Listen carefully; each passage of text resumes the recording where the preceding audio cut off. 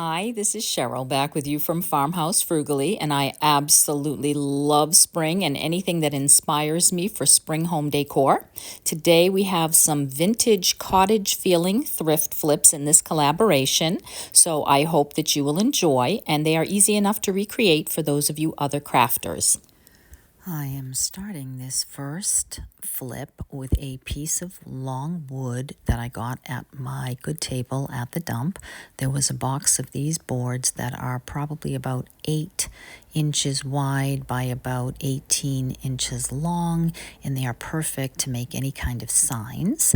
And then I had gone on to Amazon and I purchased these rub-on transfers. They go on more like a sticker. They're kind of a little bit different than the typical transfers, and they also have a more of a shine to them. They're a little bit more plasticky, so they're great for a long-term project, especially if you like that shine finish. If you don't like the shine finish, then I would recommend finishing the product with a clear finish, a matte finish, and that will take some of the shine down.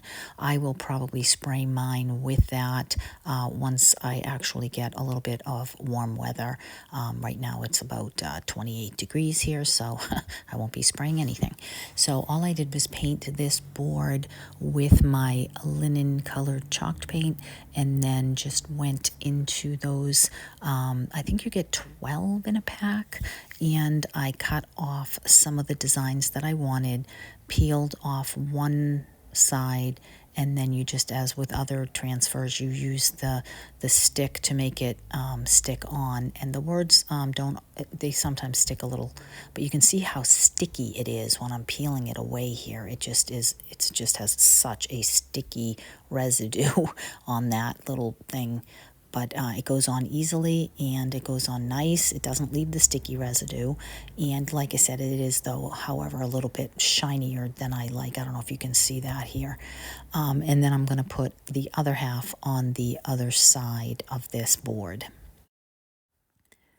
Now, I do love this pink and peachy colored design. I also love the fact that it has clocks on it, since my husband does clock repair, and I love the script. So these are really, really sweet. And then I went into my IOD stamps and I pulled out the birds and bees one that I had, and I just inked that up. I taped off the part.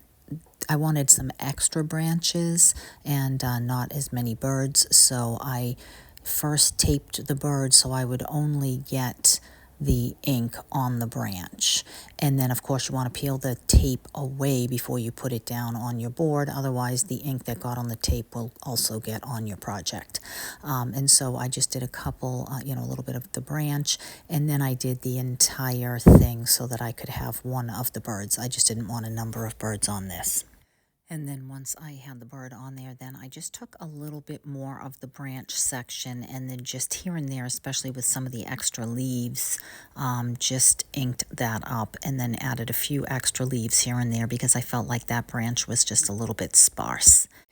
I am in a collaboration today called Hello Spring, and this collaboration is being hosted by these lovely ladies, Tammy from the Rusted Willow and Ellie from DIY House to Home, and their special guest this month is Creations by Favi. So go ahead and check out their channels in the description box, as well as the playlist of the other creators. There were a few little scraps left over, and I wanted to add a little bit of script on the bottom, and then also one just hack here. If you have a black and white feel and you have some colors on either side, it's a good idea to bring just a little hint of that color into the black and white. So I did go through my stash to see if I had any little things that might go with this, and I had a little butterfly and a little blossom that I thought would be just enough, a hint of the color on the black and white to pull the two sides in. This is where I probably would have put a little resin or clay mold if I had one made. So that would also have been beautiful right here. And this is how it came out without my spraying the matte finish over the top. Again, a little bit shiny for my tastes, but when I have an opportunity, I will take care of that, and I think that it's lovely. I also could put some antiquing wax and water just a little bit around the edges. Oh, I lost the footage on this second little thing, but I peeled off the word home and painted this. Added a little bird on branches, and that was all I did to that one.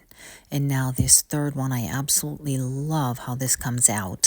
I got this little box at the good table at the dump, and it was empty, so I thought it would be sweet. So I used my heat gun to get that sticky label off and then scrub that real good. And then once that was dry, I took another one of those transfers. This one has more of a peachy pink, and I cut that to fit where I wanted it to go, and opted not to paint this box at all because I loved the wood color of this, and I just adhered this transfer just like the other one. Once I got that on one side, then I just took a beautiful little bird onto the other side and just cut that out to fit.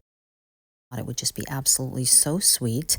And so when I was at an antique store recently, somebody there sells these little wooden pieces for 10 cents a piece. So I bought like 30 different shapes and sizes because they would make great feet for risers and other things.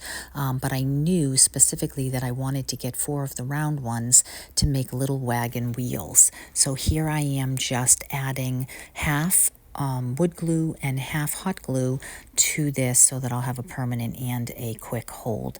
And I put all 4 of these little wheels on. And it was very fortuitous to me for me that somebody had actually left a Jenga block in this box because I needed it.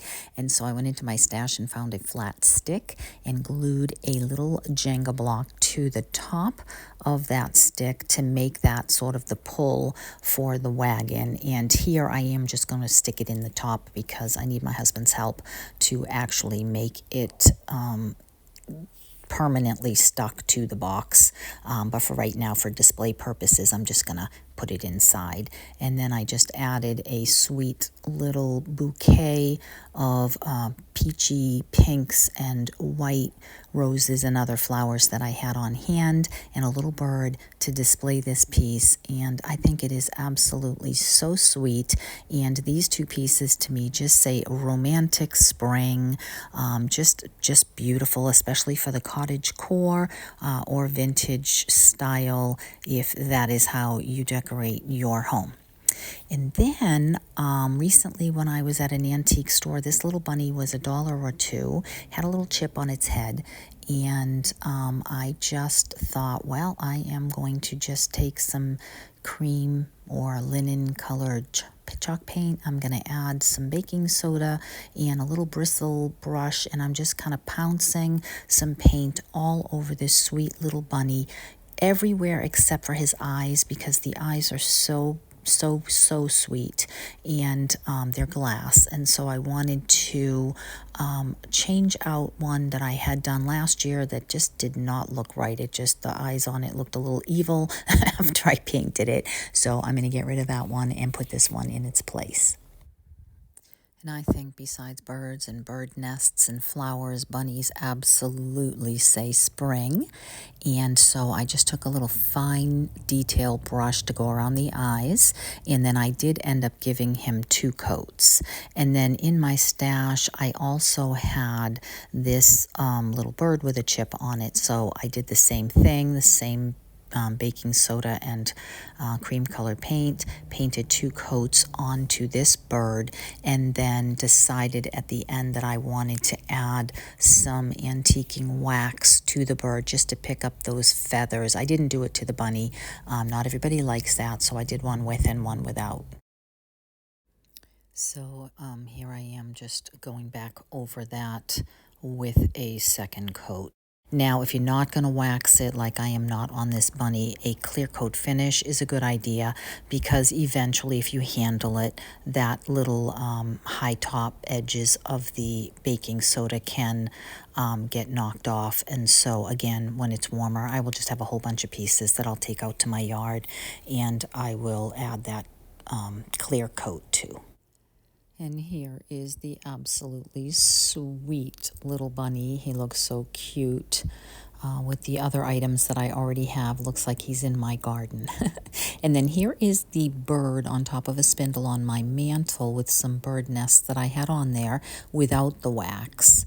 And then I decided that I wanted to go ahead and add that wax mixture. So I'm just using a rough bristle brush here and then just sort of dry brushing over that and then taking a rag and wiping the bulk of that off, and then I'll show you what it looks like once that is done. I personally love to add antiquing wax. I like the dimension that it gives things, and I think that it looks lovely here. And then this other thing that I am going to make today, I am so excited about. When I was at an antique store, I paid $12 for this absolutely gorgeous vintage twin top sheet that has the most beautiful vintage lace. So what I did was I took a pillow form that I had and I used that to cut out a long strip. Didn't want to use too much of the lace because I'm going to use the lace for other projects. So once I got that long strip, I decided that I would do an envelope pillow.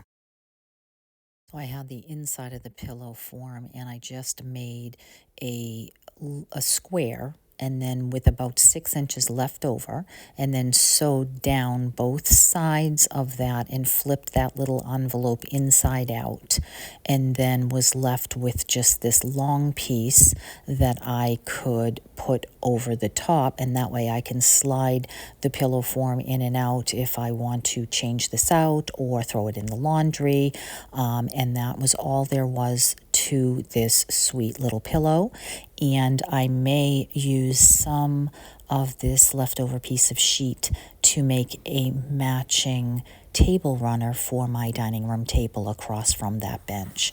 So I would love to know what you think about today's Hello Spring. This is a collaboration, so don't forget to check out the other collaborators in the playlist to see what they've made for spring as well. Thanks so much for stopping by. I will see you in the next one. Take care.